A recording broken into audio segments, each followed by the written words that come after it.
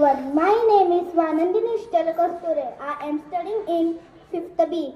I have told you few lines about Savitribai Phule. Savitribai Phule was a great woman. She was the first female teacher in India.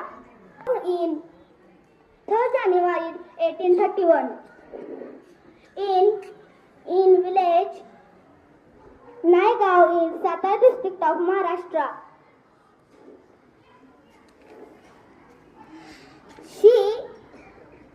She married to her father name was Khandoji Nevasi Patil and mother name was Lakshmi Bai. She married to Mahatma Jyotirao Phule in 1840 at the age of 9 years. Mahatma Jyotirao Phule educated Savitribai after marriage.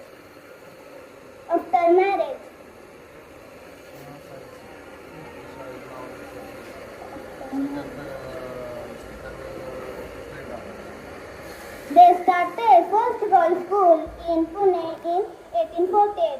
She was the great reformer and poet. She fought for women's rights and equality. She opposed many bad practices like children marriage